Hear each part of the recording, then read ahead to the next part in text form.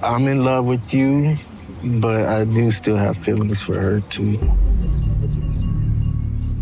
Oh, I didn't have any plans to go back with my ex or anything like that. And I didn't say that in the text messages, but I could see why Trish would be afraid. I'm in love with you, but I do still have feelings for her too. That was the sentence that stripped all the soft excuses away and left the whole relationship exposed in one ugly second. Because once a man says he loves you while keeping another woman alive in his heart, the problem is no longer confusion, bad timing, or one disrespectful message. The problem is that you were never standing in a safe place to begin with. And you can see why this hit Trisha so hard. Because this was not some casual flirtation getting messy at the edges. This was a relationship moving through family meetings, future talk, and emotional promises, while a door from the past was still sitting half open the whole time. That is what makes this moment sting more than a normal reality TV breakup. The confession sounds sudden, but the damage behind it feels old. It raises a harsher question right away. Did Rick destroy the relationship with one sentence, or did that sentence only reveal what had been true for a while? That Trisha was investing in a future with a man who still had unfinished business where it mattered most. In my opinion, that is why the line lands like a final blow instead of a random twist. It does not create the danger, it confirms it. And the worst part is that Rick still tries to present himself like a man caught in a sad situation instead of a man facing the consequences of divided loyalty. He wants the pain of the moment to feel tragic, but Trisha's reaction makes the bigger truth impossible to ignore. This was not only about an ex, it was about trust, respect, and whether she was ever fully chosen at all. So before the fallout explodes, the story pulls back to Rick alone in the hotel room, looking around like the place still holds something tender, trying to turn memory into proof that this love was real. But once you know what he admits later, even that quiet little trip down memory lane starts to look less like romance and more like cover for something much uglier waiting underneath. Rick sits in that hotel room and starts talking like he is walking through some beautiful love story, like those first days with Trisha were full of warmth and promise, but that version falls apart the second you hold it next to what was shown. This trip was not some pure little romance ruined at the end by one bad reveal. The strain was there early. The mistrust was there early. The instability was there early. So when Rick starts sounding nostalgic, it does not come off as sweet. It comes off like cleanup. People do this all the time when consequences catch up. They reach back into the past, pick out a few softer details, and try to rebuild the emotional setting so their behavior looks less ugly in the present. That is why the airport detail matters so much. Trisha did not only get upset, she reached a point where getting away from him felt safer than staying near him. She changed her flight. She refused to travel back with him. She stopped speaking to him. That is not small relationship tension. That is someone hitting a wall and deciding distance feels better than proximity. And once a relationship gets there, the issue is no longer one argument or one misunderstanding. The trust structure is already cracked. What makes Rick harder to believe in this moment is not only what he did, but how he frames it after. He keeps leaning towards sentiment instead of injury. He keeps sounding like a man who wants the audience to feel the sadness of the fallout, not the full weight of what caused it. That is the trap in this whole section. He is trying to make the story feel tragic when Trisha is living it as betrayal. And even with her changing flights, cutting contact, and making it clear how deep the damage runs, Rick still does not sound like someone who fully gets what he broke. He sounds like someone standing in the ruins, still trying to negotiate the size of the fire. Then Rick does what people like Rick always do when the facts start cornering them.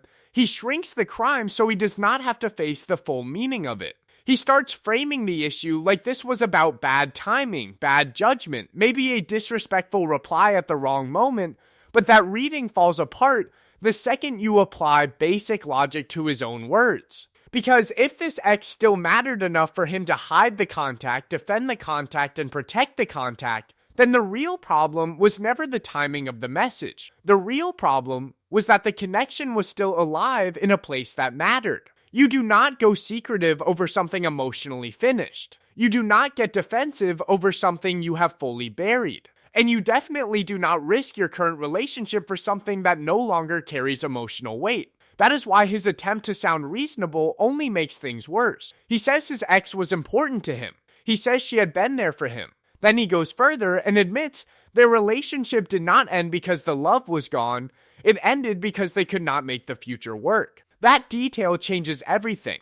Because now this is not about a random ex from ancient history reaching out one time. This is about an old emotional attachment that never fully died, still sitting in the background while Trisha is being asked to trust, commit, and move forward. And this is where late truth stops looking honest and starts looking strategic. When someone hides something until exposure feels likely, then suddenly starts speaking in partial truths. That is not integrity, that is image control. It is a way of releasing enough truth to seem sincere without admitting the full depth of the betrayal. So while Trisha was building toward a future, meeting him with real investment and real hope, Rick was still emotionally facing backward, and that split is where the relationship was already starting to rot.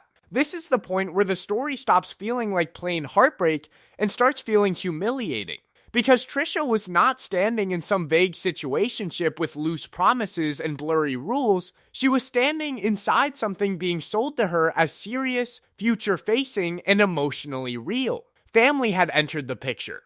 Children had entered the picture. The language of commitment had entered the picture. And once those things are on the table, the standard changes. You are no longer dealing with a man who made one messy mistake in a fragile connection.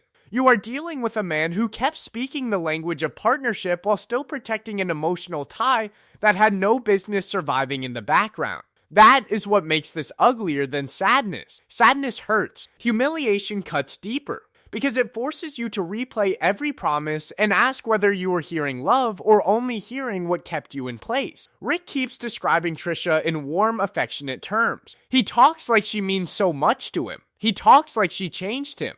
He talks like she is part of the future he wants. But then, his behavior keeps exposing a different priority. He is careful with the ex in ways he is not careful with Trisha.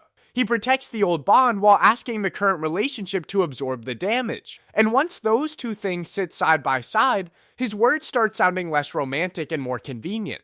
That split between language and behavior is the whole wound here. Because if Trisha was good enough for family, good enough for future plans, and good enough for all this emotional talk, then why was she not safe from divided loyalty? Why was she still the one expected to understand, wait, and work through pain she did not create? So when Rick starts saying he wants to fix things and sends out the apology, asking for a chance to meet and talk, it does not land like redemption. It lands like the next test. Because now the question is not whether he can say sorry, the question is whether sorry will cost him anything at all. Then comes the performance of repair, and this part is almost worse because Rick suddenly sounds polished, reflective, and full of feeling. He says sorry. He says there were no excuses. He says Trisha is the best thing in his life. He says he wants to fix what he broke. On paper, those are the right words. In motion, they collapse almost the second he steps into the scene. That is what makes this section so revealing. A polished apology sounds impressive until it has to survive contact with the person who was hurt. Trisha does not greet him like a woman softened by his message. She greets him like a woman whose trust has already been burned through, and Rick seems strangely thrown by that. That reaction tells on him. People who understand the damage they cause do not walk in expecting warmth. They do not mistake a meeting for mercy. They do not confuse access with forgiveness. But Rick moves like a man who thinks getting in the room means he still has a chance to steer the mood, and the coldness on Trisha's side makes clear that she is not there to help him feel better about himself. That is why the contrast works so well here. His language is tidy, but his accountability is flimsy. He starts with apology, then drifts toward explanation. He starts with ownership, then edges back into the kind of phrasing that softens his role. In my opinion, that is the real giveaway. People who want a reset often rush toward tone before they deal with facts. They want the conversation to feel calmer before they have earned calm. Trisha does not let him hide in that fog. She cuts through it with the one thing his whole approach cannot survive: specifics. 4 days passed and he said nothing. The messages were disrespectful. He had time to tell her and chose not to. And the second she pins the conversation to those facts, the whole soft focus apology loses its shine.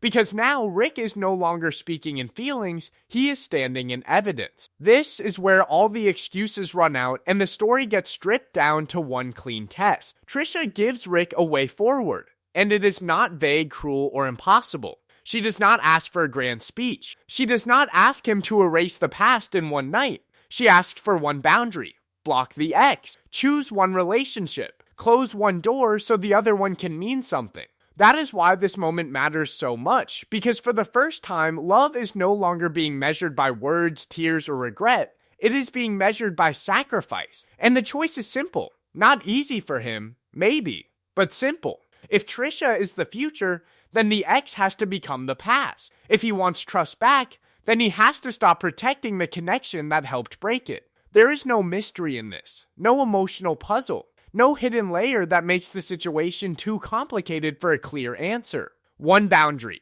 one decision, one cost. That is all, which is why his refusal hits so hard. Because once Rick says no, the whole story changes shape. Before this, he still had room to pretend he was conflicted, messy, overwhelmed, or trying in his own weak way. Once the boundary is placed in front of him and he still will not do it, the fog disappears. Now the audience can see the hierarchy clearly. He is willing to let Trisha sit in pain before he is willing to let go of that second emotional thread.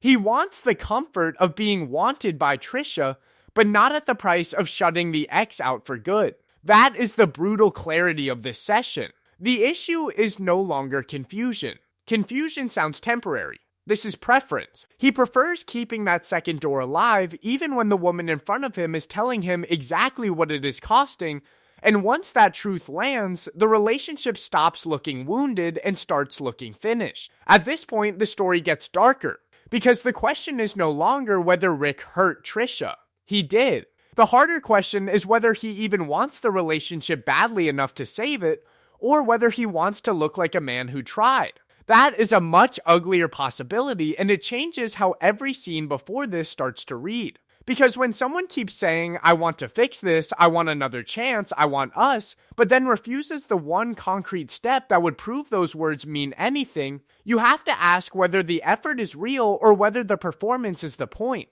And to be fair, there are softer readings people might reach for. Maybe he thinks honesty should count in his favor. Maybe he is overwhelmed and emotionally split and too weak to act clearly in the moment. Maybe part of him believes admitting the mess makes him more trustworthy than hiding it. Fine, those are possible readings. But they all crash into the same wall. People who want a future do not protect the backup exit more carefully than the relationship in front of them. That is the part he cannot talk his way around. In my opinion, that is why his behavior starts to look less like confusion and more like positioning. He wants Trisha to be the one who says it is over. He wants her to slam the door so he does not have to own the fact that he kept one foot outside the relationship the whole time. That way, he gets to walk away with a story about how he was honest, emotional, willing to try, and still got rejected. That story is much easier on his ego than the truth, which is that he was asked for one clear act of loyalty and would not give it. So the energy shifts here from outrage into recognition. Trisha is not only dealing with betrayal, she may be dealing with a man who wants innocence without sacrifice and heartbreak without accountability. And once that clicks into place, the confession comes back with even more force than before. Because now it does not sound like a sad truth finally spoken out loud. It sounds like a hammer. I'm in love with you, but I do still have feelings for her too. This is where the story stops wobbling and lands on a verdict. Trisha says the one line that cuts through all the excuses, all the speeches, all the fake softness, and she does it without shouting, without begging, without turning it into theater.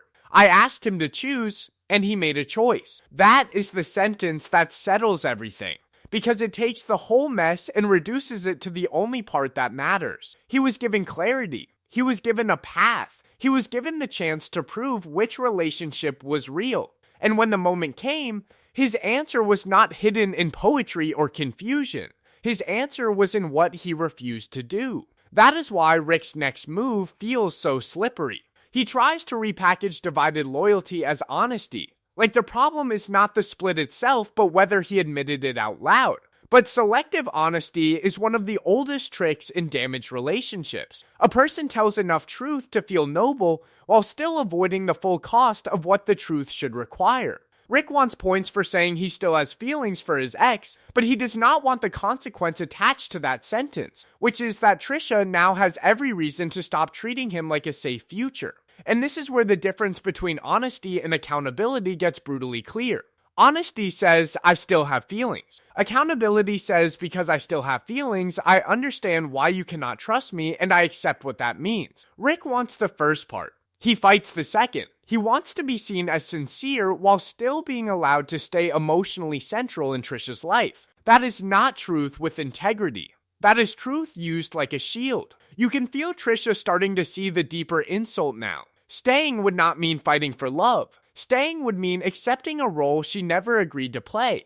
It would mean becoming the woman who stands there, hears the truth, sees the split, and still volunteers to live in second place. And once that realization starts settling in, the ending is no longer about whether Rick loves her at all.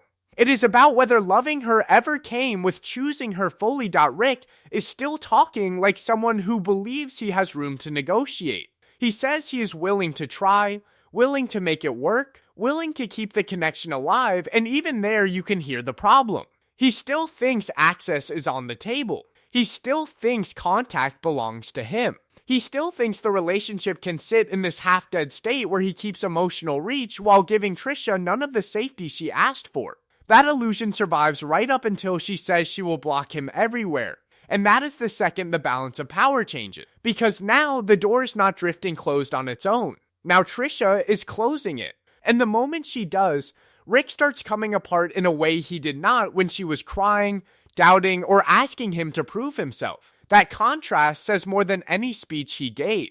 He was calm enough while he thought some version of access would remain. He could survive her hurt. He could survive her anger. What he could not handle was her withdrawal. What he could not handle was the idea that he would no longer be able to reach in, explain, soften, circle back, or keep himself emotionally present in her life. That is why the phone moment matters, and it should be read carefully. The focus is not cheap drama. The focus is control. The second she starts blocking him in real time, his panic spikes because this is no longer about feelings in the abstract. This is consequence with a shape. This is what a closed door looks like. And for a man who seemed determined to keep one door open with his ex and another one cracked with Trisha, that kind of finality is unbearable. The emotional reversal is almost startling. Trisha, who had every reason to fall apart, looks steadier than expected. Rick, who spent so much time acting like he could manage the situation,